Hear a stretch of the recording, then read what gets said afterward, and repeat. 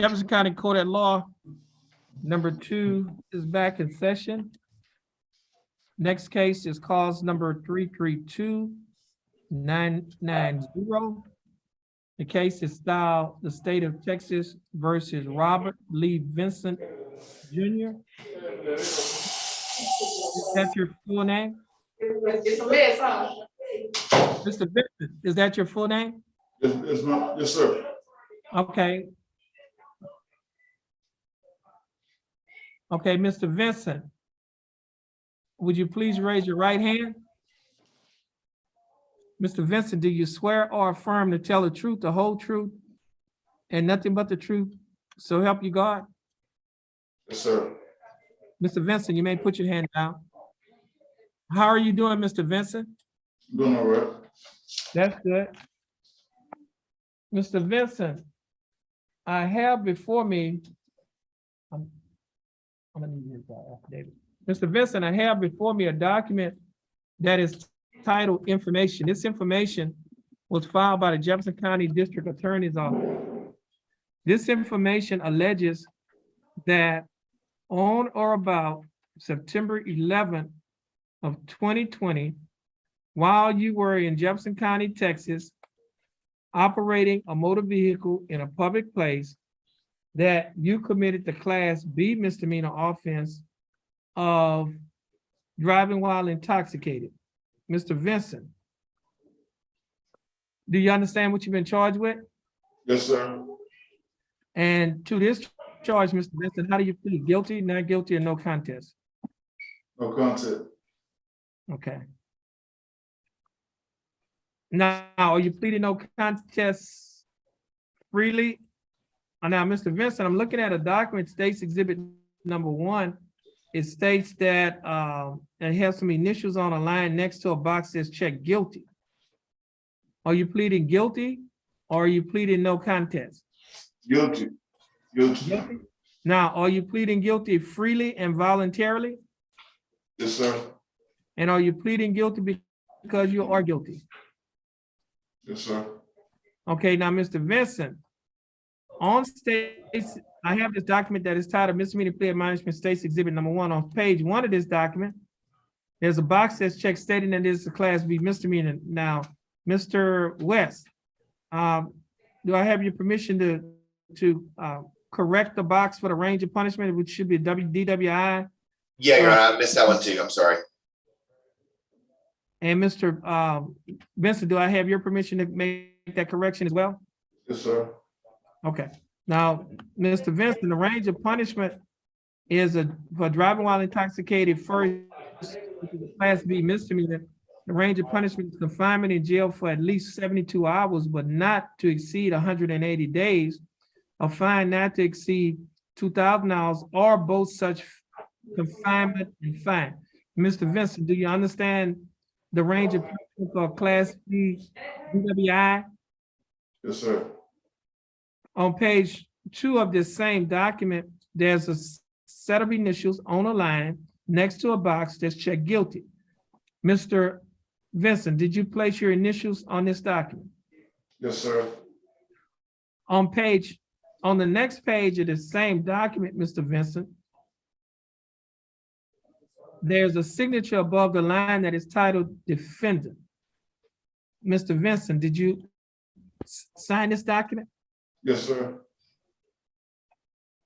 And Mr. Vincent, on the next document that's titled Trial Court Certification of Defendant's Right of Appeal, there's also a signature above the line that is titled Defendant.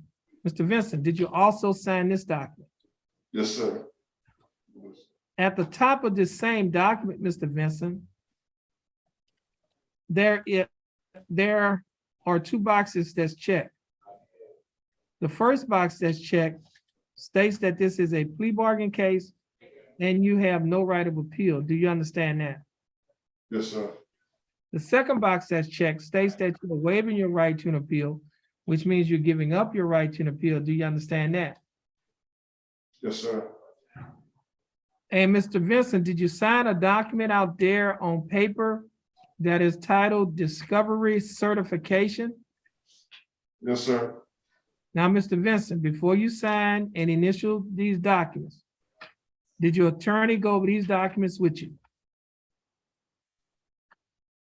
Yes, Mr. sir. Vincent, and did you read and understand everything in these documents? Yes, sir. And is everything in these documents true and correct to the best of your knowledge? Yes, sir.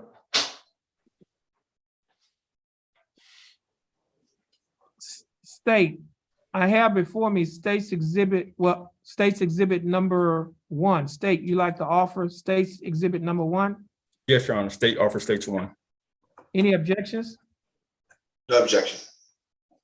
No objection. State's exhibit number 1 will be admitted. Mr. Vincent, are you a citizen of the United States? Yes, sir. Mr. West, you advised and counseled Mr. Vincent. Is there any evidence that he is currently mentally incompetent to stand trial? No, Your Honor. Mr. Vincent, your attorney, Mr. West, has advised and counseled you. Are you satisfied with his representation? Yes, sir. Has he provided full, effective, and competent legal representation? Yes, sir. Does he have a, okay.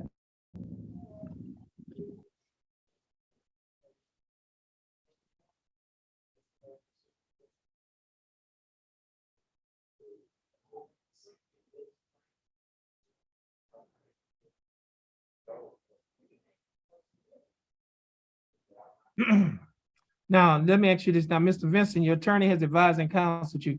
Are you satisfied with his representation? Yes, sir. Has he provided full, effective, and competent legal representation? Yes, sir. Mr. Vincent, I will accept your plea of guilty. I will find that you are mentally competent to stand trial. I will also find that your plea and waivers were freely and voluntarily given. And I will also find that there is sufficient evidence to find you guilty beyond a reasonable doubt. State, do we have a plea bargain agreement? We do, Your Honor. And what is that agreement? In exchange for the defendant's plea of guilty in this case, Your Honor, the state is recommending confinement in the Jefferson County Jail for a period of 30 days. And the state is asking that the court give defendant credit for any time to which he's entitled by law. Well, Mr. Vincent, the state is offering that you serve 30 days in the Jefferson County Jail. You will be given credit for any time that you are entitled to get by law. Mr. Vincent, the court cost in this case is $442. Mr. Vincent, will you be able to pay the $442? I don't have any job right now, not at the moment. Oh, okay, now let me do this here. Now, Mr. West, I need to ask him a couple of questions pursuant to Article 1.24 Texas Code of Criminal Procedure.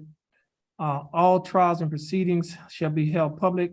However, the right to pursuant to Legal versus State 365, Southwest 3rd, 321, a right to a public trial is not absolute and may be outweighed by other competing interests such as the interest in security, the non-disclosure of public information, and that ensure that the defendant gets a fair trial.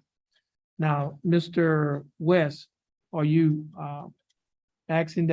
requesting that the court close these proceedings to prevent the disclosure of non-public information on your client?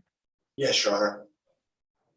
Okay, the court finds that pursuant to Lilly versus State 365 Southwest 3rd 321, that